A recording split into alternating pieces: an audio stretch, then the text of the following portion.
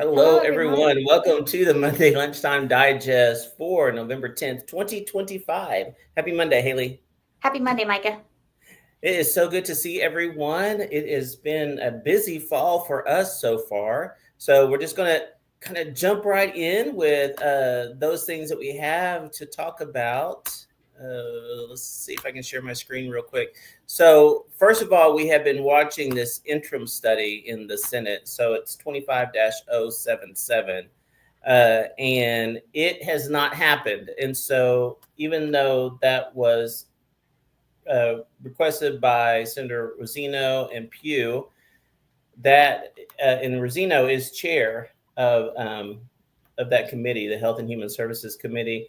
Uh, this is the interim study that looks at consolidating the different medical licensure boards, and I emailed him way back whenever this first came up, and he said that Oklahoma Board of Behavioral Health, Social Work Board, the Psychology Board, all of those were included in this study to look at being consolidated, and it never happened. And so, if you want to go back to the last Monday Lunchtime Digest I was on, which wasn't last week, but the week before, you can find it in YouTube or on Facebook. Facebook deletes them automatically after a while, but they're on YouTube if you want to look there.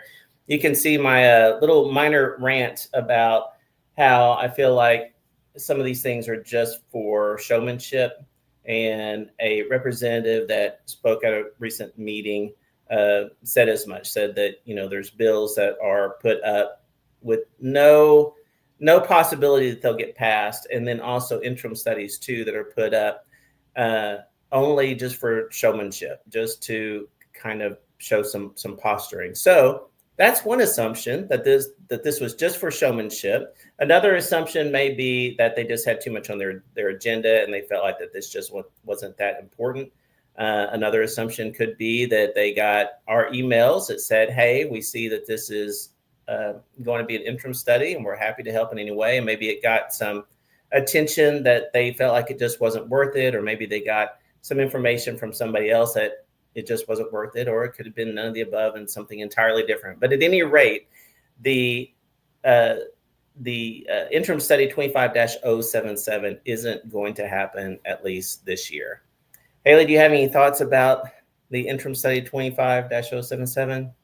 Well, from what I understand, even if there's not an interim study, doesn't mean that there's not legislation that might be introduced that is similar to the study. So I'm not saying that there is or is not going to be legislation, but just because the concept wasn't studied, it doesn't mean that it's not on lawmakers' radars for one reason or another. And so if you feel like there should be a bill or should not be a bill that is introduced, make sure to stay in contact with your representative or your senator.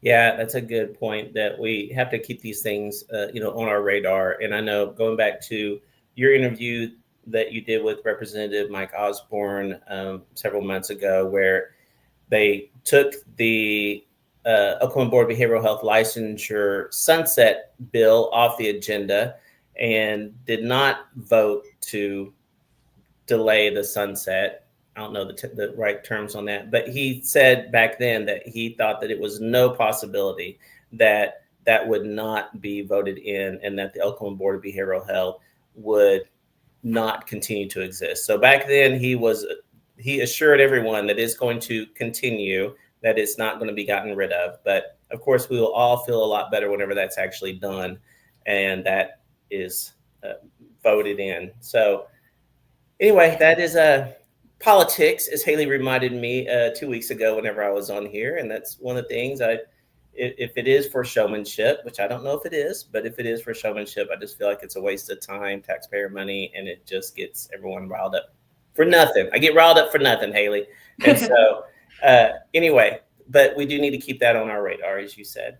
Not for nothing, Micah. And what was the old adage that politics comes from the word poly, meaning many, and ticks, meaning blood-sucking creatures? Is that a Mark Twain quote? I Samuel don't Clemens know, quote? but I think there's truth to that.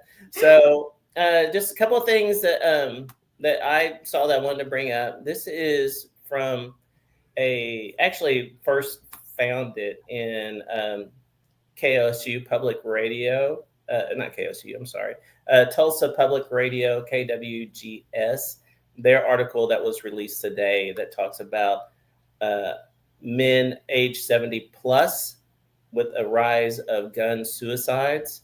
So they talk about that there, and then they cite an article from The Trace, which did a study with GQ magazine that looked at increased suicides among older Americans. And so if you just kind of look there and you see the increase in suicide among older Americans, ages 70 and older.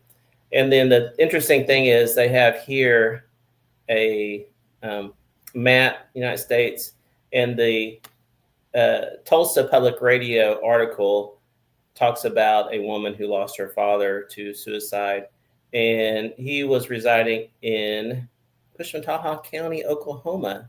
And Pushmataha County, Oklahoma has the highest rate of gun suicide death for older adults in the nation. So, isn't that, at least that was according to the article. So, that is at least one of the highest in the nations. I believe it said the highest, but whenever I'm looking here, I see some that are darker, but at least it's one of the highest in the nation, and certainly the highest in Oklahoma. So that's very concerning, seeing those suicide rates rising among all age groups, but older adults, age 70 plus men is what this article is talking about. Hayley, what are your thoughts about that?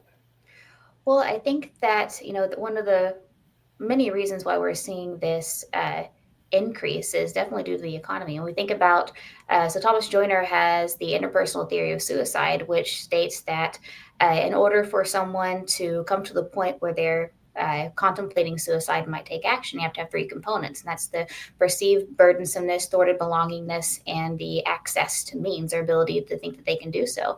We have there's not a lot of regulation when it comes to firearms. And not to say that there should be no firearms by any means, but we don't have a lot of regulation there. Perceived burdensomeness, if we feel like we're a burden on our families, we have SNAP benefits that have been decreased. Social Security is not enough to make ends meet anymore. We're having a housing crisis.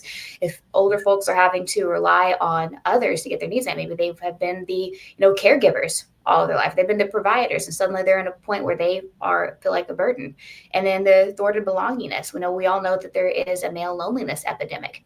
And I remember whenever I was a QPR trainer back 5 or 6 years ago, QPR, question persuade refer, they had a protocol that was specifically created for rural folks and rural farmers, because the rate is so high of suicidality among rural areas. And a big reason that is because there's no longer that connection.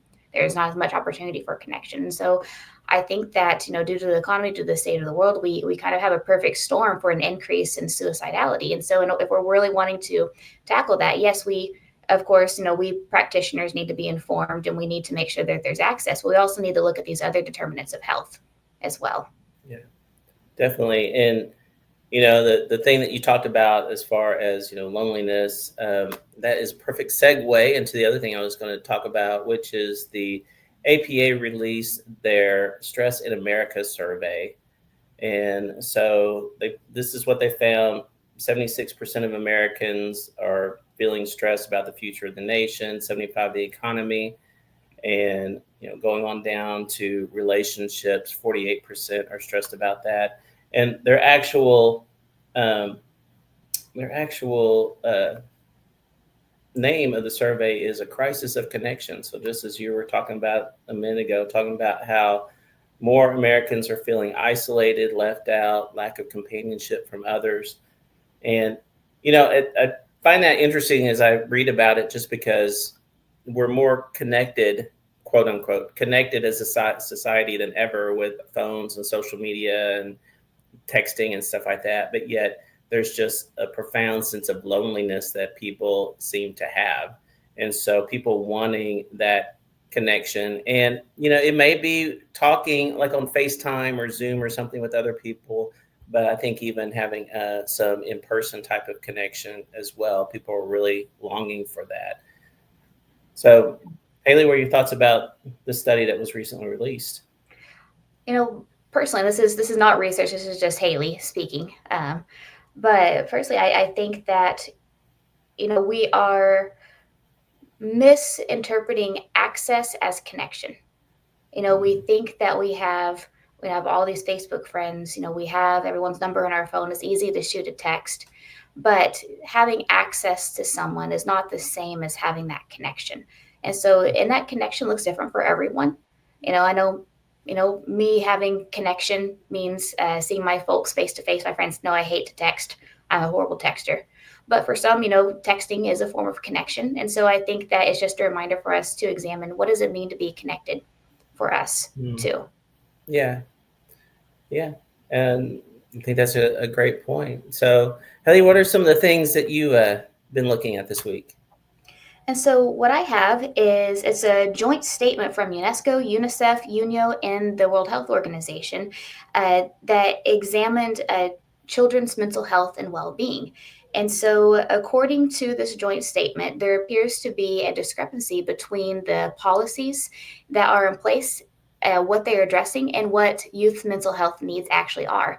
According to this report, worldwide, 1 in 7 youths ages 10 to 19 are experiencing some sort of mental health condition, and the majority of those are not receiving the help that they need. What the report found was that they believe there's a lack of dedicated resources for children and youth mental health. There's also a lack of inclusion of youth in when it comes to creating these things. So, like, if we are going to be treating youth and adolescents, what the report says, we actually need to be including the opinions and the insight of the youth that we're serving as we're creating these. And then last, the programs and policies that are in place have limited oversight and accountability for, if we're implementing these programs for youth mental health, are they actually working? Or is it just, a big way for us to have an ad campaign to show that, hey, we're aware of youth mental health? And so what it really encouraged was, number one, to include children and adolescents when it comes to these policies. 2, to collect data. But then 3, to look at the other determinants of mental health. So like we talked about just a couple of minutes ago, when it comes to addressing the economic needs or the case management needs of our seniors, the same thing needs to be done. So the report says we don't just need to focus on mental health at the home and school. We also need to look at what does mental health support look like at sporting events. What does it look like online? What does it look like in these other areas? And it really reminded me. So last year at our Summer Super Summit, we had Dr. Brian Cooey. Dr. Brian Cooey is the executive director of Integris Arcadia Trails, and he did a keynote address for us on treating addiction as a developmental disorder. And his main thesis in that was, most folks who experience addiction start to experience signs and symptoms at age 15. If that were any other health condition, if cancer started at age 15, we've been pouring so much research into understanding why does it start at age 15? What can we do to stop it? With addiction, we haven't done so. And so it really reminded me that, we need to focus, not only on the treatment, but, what is it that's causing it? And again, as the report says, looking at these other determinants of health and well-being. Mm-hmm. And so I think it's just more of a call to action for us to, focus on that mutual aid side of our practice, making sure that our clients, have access to case management services if they can. Do we have an updated list of food banks? Do we have an updated list of, case managers who can help folks with Section 8 housing? Just making sure that we therapists, as we're addressing mental health concerns of our elders and of our young people too, it's really important for us to be mindful of these other case management or just whole life needs as well. Yes, definitely. And I know I'm going to jump forward just a little bit and talk about some of the things that we're offering, because we're talking about connection and things like that. And so, we have Smart Family and Friends. So that's for people who have a loved one that is dealing with addiction. And that is a free support group that's here at Edmond Counseling and Professional Development. It's also online. And so if you have somebody that is, in the state or out of the state, but they just can't make it to the office, then they can attend the Friends and Family group. And so there's information on our website on how they can do that and links that they can click to be able to join that. Also, we have Smart Recovery, which is our cognitive behavioral free support group for people that are dealing with addiction. And that is found here. You can go to smartedmond.com, or you can also find it on our website. Again, it's hybrid. It's not here in the office. It's gotten too big to be at the office. So now we have it at a local event center, and you can send your colleagues. You can send your colleagues. You can send your friends. You can send your clients to this as well. And then the other thing that we're really happy that is getting started tomorrow is our free pain support group. And so that's going to be by Amanda Beck. She's starting that tomorrow, which is November 11th, and it's going to be here at the clinic. And again, you can find that by going to our website, edmondcounseling.com/pain. It's also hybrid. So if you have a client that can't come in, they can go there and find the link to how they can follow it online. So we are offering all of these ways for clients to connect with other people that are dealing with similar issues and gain that sense of connection. And these are free services that we provide here at Edmond Counseling Professional Development. There's no intake that's required. You just give your client the information and they show up, and we'll be here for them. So we are happy to do that for the community. Yes, I'm very excited. I know that, SMART, like you said, has outgrown even our building. Sarah's Smart Friends and Family has really been growing these last few months. And I'm really excited for Amanda to launch her free support group as well. I think we got some great clinicians, and Mike is not paying me to say that. I think we've got some really good groups. Yeah, it's really, really exciting. These free groups that we have going on, these free support groups. I'm excited that we're doing it. I'm excited that we have clinicians that are passionate about doing it. So, Hayley, what's going on with the Counseling Institute? So we have a lot of exciting things going on at the Counseling Institute. And so if you missed us on Saturday, we had two incredible trainings. We had Dr. Iva Graywolf, who was the APA's the American Psychological Association's task force leader on the study of missing and murdered Indigenous women. And she did a wonderful 3-hour presentation called Opening the Bentwood Box. And in this training, she looked at historical trauma and laws that are still in place today. I had no idea that were still in place today that are affecting justice and perpetuating trauma among Indigenous Americans in the United States. And so it was a really great training on historical trauma, but also ways that folks are still being affected to this day, as well as an introduction to providing culturally sensitive services and showing cultural humility when working with Indigenous clients. And so it's a fantastic training. We also had Dr. David Pfaff, who did a 3-hour introduction to acceptance commitment therapy for substance abuse treatment. He gave us, I think, probably about 50 worksheets, handouts, audio trainings, all sorts of great information. And so if you missed us on Friday or on Saturday, don't worry. Here in the next couple of weeks, we'll have both those trainings up and available on demand. Just giving you a little bit of a teaser because those were some phenomenal trainings we had. But if you still need some live webinars, if you still need those live CEU credits, don't worry, you're in luck. Because on starting Thursday, December 4th, we're going to have 18 hours of live training. So we have 6 hours Thursday, 6 hours Friday, 6 hours Saturday. We'll have 3 hours of ethics on Thursday, 3 hours of supervision on Saturday, 3 hours of addictions counseling on Friday. We'll have strength-based journal and much more. And so if you're an LCSW and need 18 hours of CEUs, well, we've got you covered and get all of them done in 3 days. If you just like that live component, if you like to be engaged, ask questions to the presenter, I'll be happy to have you there. Just because you don't have to have a live requirement doesn't mean you can't take those live CEUs. But, if you would like to take those, you can go to, as Micah showed here, counselinginstitute.org to register. But we also have our winter webinar package available. So if you are a member of the Oklahoma Counseling Institute, you can save over $150 on registration when you buy the entire course package. That's buying all 18 hours at once. So register and save today. I know that I am super excited for all of those trainings. We have quite a few folks who have registered for the package. And so make sure that you register today. Again, that is just in about 3 weeks, if you can believe it. But that'll be our last live web event of the season. The December 4th, 5th, and 6th are the only live webinars we have for the rest of the 2025. We'll start again in March with our in-person trainings. But again, this will be our last chance for live CEUs for the rest of the year. So if you need those live CEUs, make sure you register today. Yeah, don't miss out on that. The winter webinar weekend is just going to be fantastic. And as Hayley said, if your license requires you to have live contact hours. If you're a social worker and you require that, then this meets that obligation because we are an approved provider for Oklahoma by the Oklahoma Board of Social Work. And as she said, you can type in your questions in the question box and have the presenter answer that, but we don't require the camera to be on. So if you're there just in your pajamas or whatever, that's perfectly fine too. So you don't have to show your lovely face there whenever you attend the webinar, but we'd love to have you show up. And then after these are done, they're all recorded, and Hayley and her Cracks team will edit the webinars, and then we'll have them up a few weeks later that they will be on-demand courses. So if you can't make the live one, hang tight, and in a couple of weeks, and they'll be up for on-demand courses. Been pretty speedy at getting them up this year. Knock on wood, I'll get these up pretty quick. Knock on wood, yeah. Knock on wood.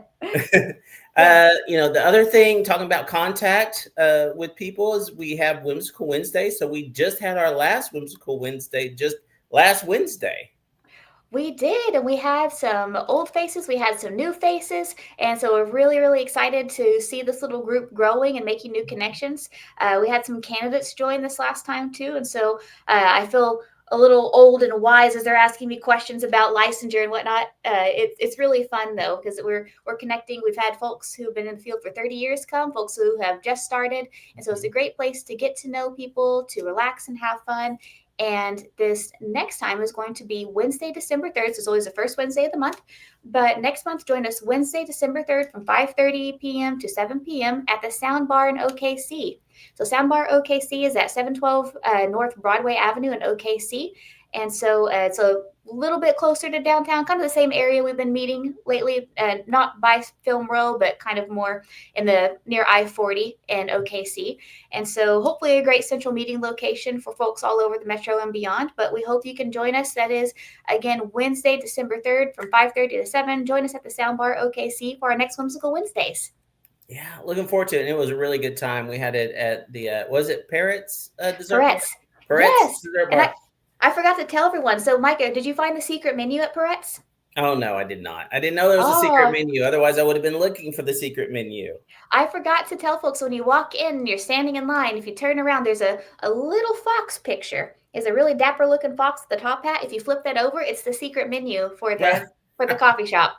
Oh, nice. Well, that was the first time I've been there, and it is a wonderful place. It was so busy on a Wednesday night that we were there. I was really surprised, but nice coffees and nice desserts. And so certainly worth checking out. I'm sure that we'll go by there again sometime in the future, but we are looking forward to seeing everyone at our next Whimsical Wednesday at the Soundbar. So I hope we see you there.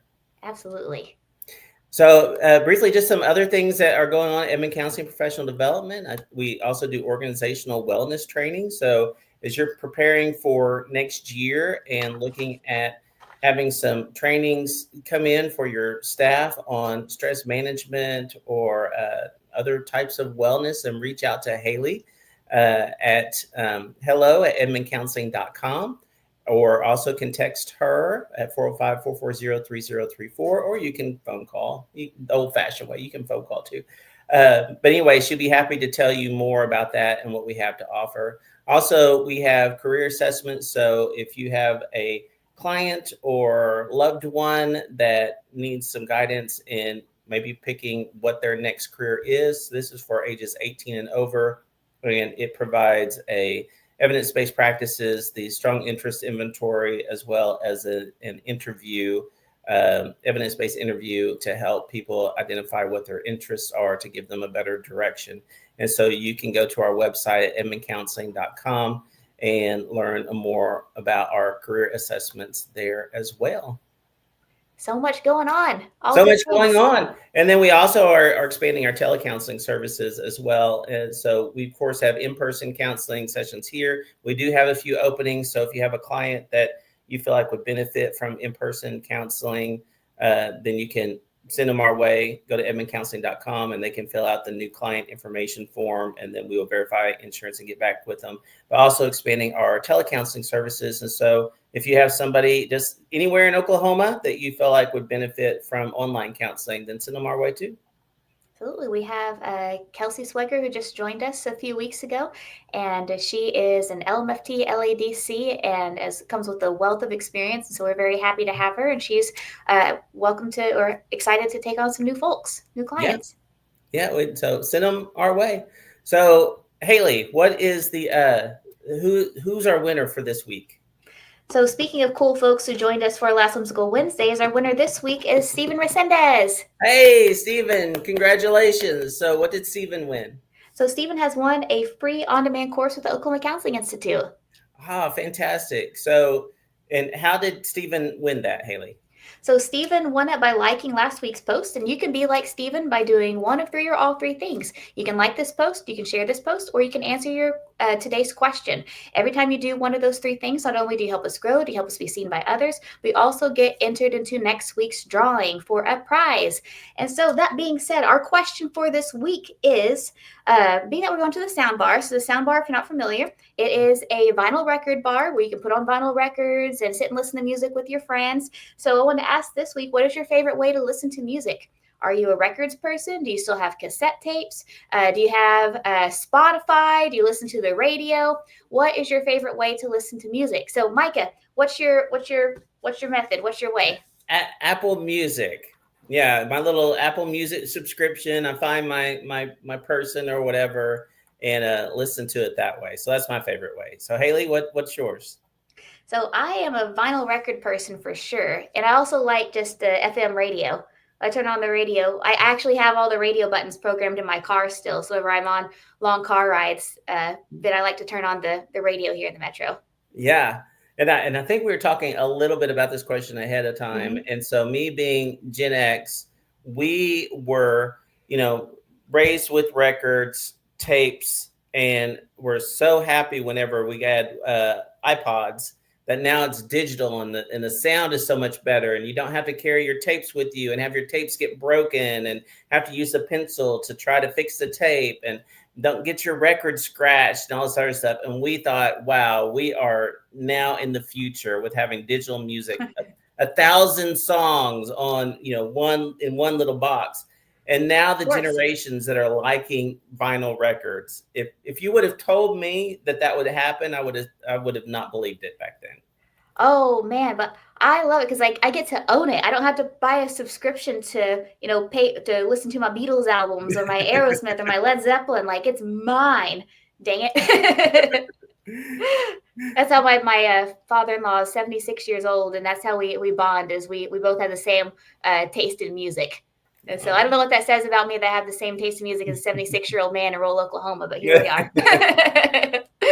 Nice. So we'd love to hear what is your favorite way to listen to music. Are you, like to listen to Spotify, Apple Music? Do you like vinyl records, tapes, 8 tracks? If those are still around, 8 track, what is your favorite way? So if you put that in the comments, and as Hayley already said, you do that, you share this post, our show today, and each time that you do one of those things, you're entered to win free continuing education for our next show.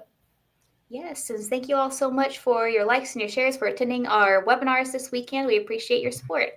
All right. Bye, everyone. Have a good week. Have a good week.